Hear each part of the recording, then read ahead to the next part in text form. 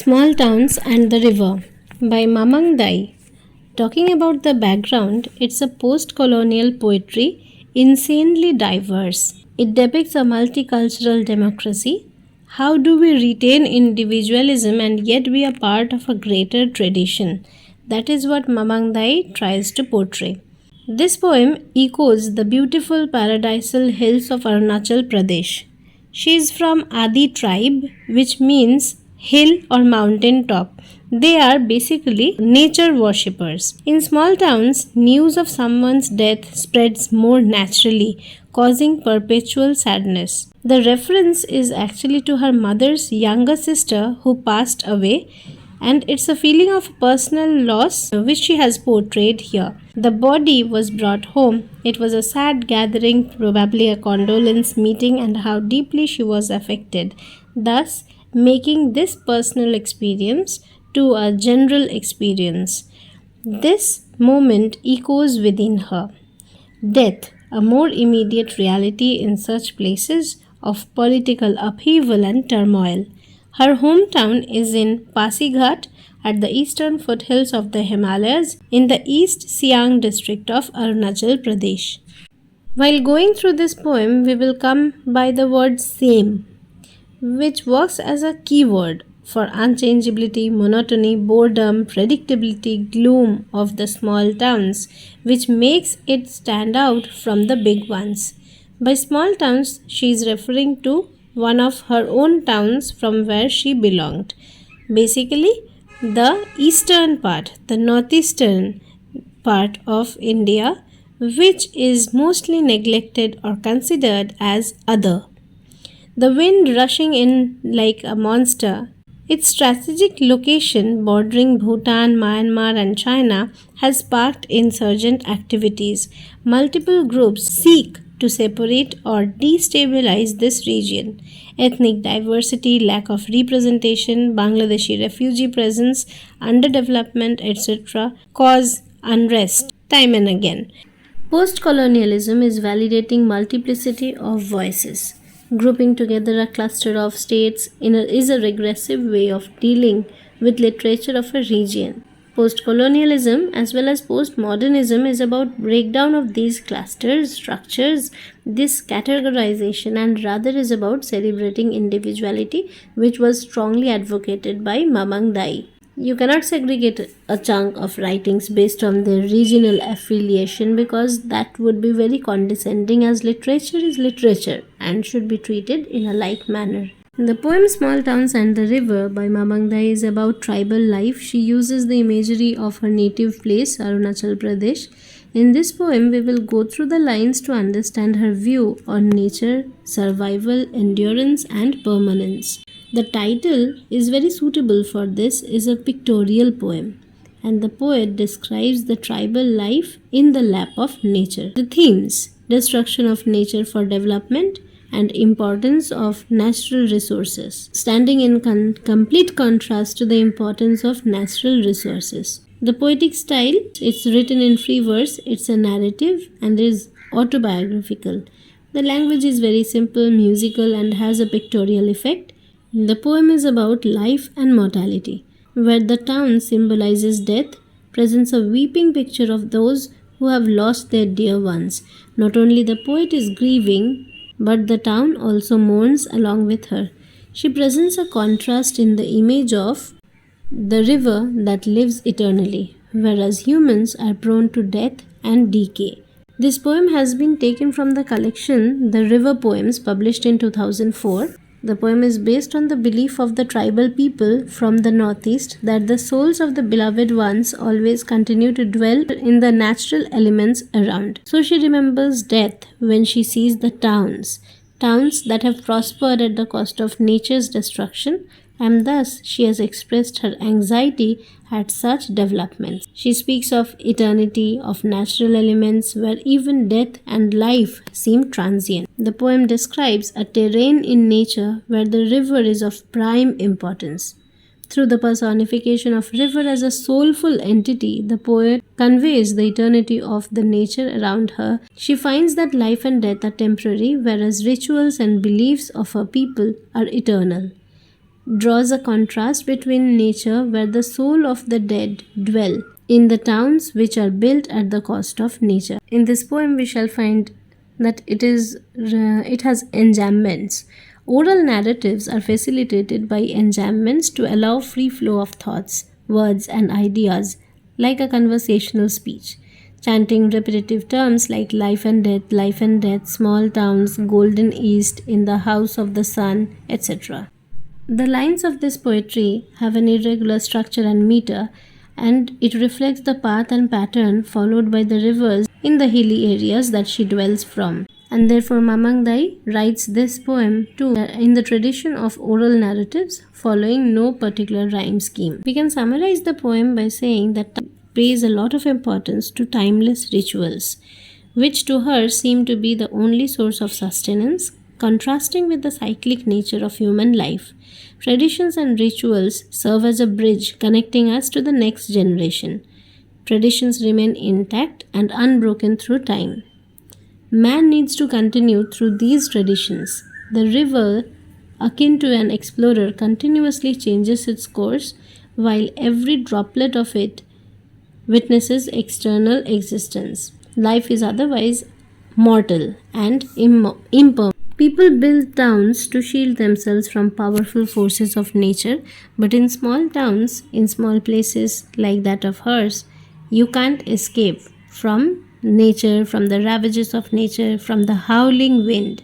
To quote, death and calmness are much interconnected. Like, what is death if not final calmness? When rivers cut through, it brings in life and vitality, though cutting might mean hurting. River awaits its final union with the sea, the land of stars and fish. Water cycle is being discussed, thus assuring whatever dies shall get back to life again. Every water droplet might unite with the sea and die, but the river flows on endlessly, symbolizing permanence. Invocation of childhood memories as a source of sustenance. As maturity takes hold, the burden of mortality is carried. Innocent joy surrenders to anxiety. In keen anticipation of renewal, men turn to rituals.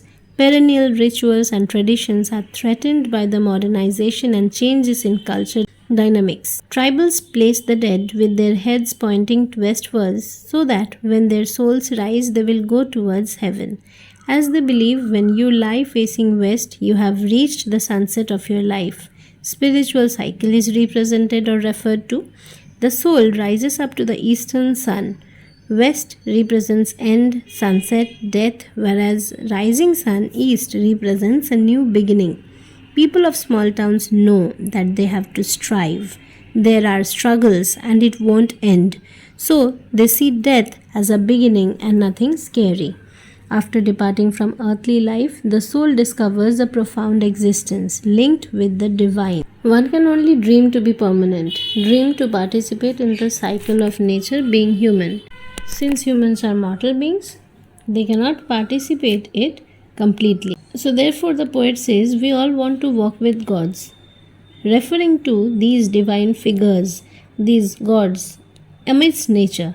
So by participating in the cycle of life and by believing that after death one can become a part of the greater cycle, she is trying to connect this present mortality to the hope of immortality. The wind rushing in like a monster referred to in the poem shows that one cannot escape.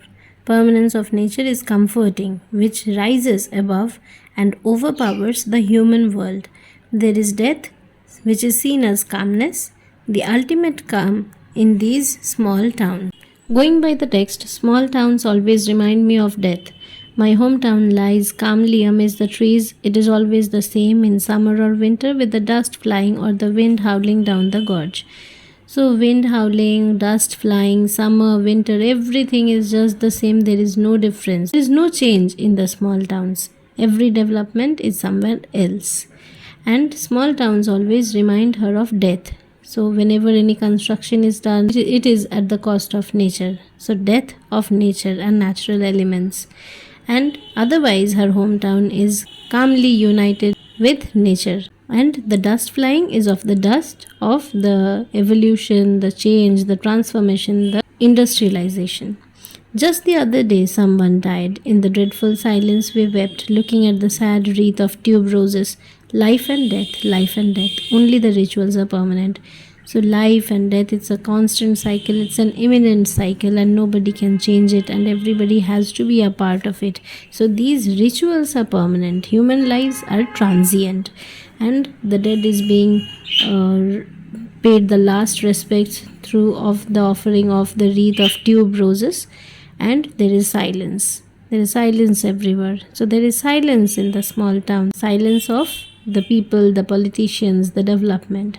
Just the other day someone died. So any time that someone dies, they all are united. Even nature seems to participate in it. The river has a soul. In the summer, it cuts through the land like a torrent of grief. Sometimes I think it holds its breath, seeking a land of fish and stars. So sometimes the river, which seems to be an inanimate object, a non-living entity, it too seems to have a soul, an eternal soul, because its physical self keeps on cutting through the land, bringing a torrent of grief. So sometimes flooding out its banks, and sometimes it holds its breath and continues being calm, and just simply moves on towards its union with the greater land of fish and stars. So the reflection of stars and a land of fish. So a land of the other entity being home to them, and therefore land of fish and stars again being in union with the nature. So man should dwell with nature, not away from it, not at the cost of it. Development not at the cost of nature. The river has a soul, it knows, stretching past the town from the first drop of rain to dry earth and mist on the mountain tops. The river knows the immortality of water. So immortality of water, the water cycle, everything has been described in this particular paragraph. A shrine of happy pictures marks the days of childhood. Small towns grow with anxiety for the future. So small towns, people in small towns, they have a very good childhood, and they have a lot of leisure activity, leisure time to spend with their friends and families, with nature, amidst nature, and therefore they have a very good memory of their childhood. So it is referred to therefore as a holy shrine, which others of the busy cities, of the developing cities, don't get to experience. The metropolitans don't get to experience. So small towns grow with anxiety for the future, because their future, their existence is all at stake, is all at a risk, is all unsure, uncertain, because they don't know what their life will become, because their identity is not much given proper respect to, like the rest of the country. The dead are placed pointing west. When the soul rises, it will walk into the golden east, into the house of the sun. So therefore, referring to their tradition, their culture of placing the dead such that it will walk towards the golden east, that means its new life, into the house of sun, into the light. So after darkness, there will be light. After death, there will be life. In the cool bamboo restored in sunlight, life matters, like this. So covered in cool bamboo, in the shade of bamboo, and growing amidst nature, amidst sunlight, life matters. Life matters. Every element of nature matters. So in small towns by the river, we all want to walk with the gods. So in small towns by the river, so in small towns like this, in the northeastern states and the northeastern towns, people want to dwell with nature. People dwell in nature, and they want to be one with nature and the gods. That is the valuing of life, that is giving life and the nature around the due worth that others don't give. So we all want to walk with the gods. So we all want to be permanent. We all want to be eternal, and therefore we all want a better life. And in small towns by the river, they just want to be with nature, be amidst nature in complete harmony, aloof from the rest of the world, from the disturbance, from the false developments, the ironical developments, which are not actually developments but that is just for the sake of money, the destruction of nature, and continuous building and transformation taking place.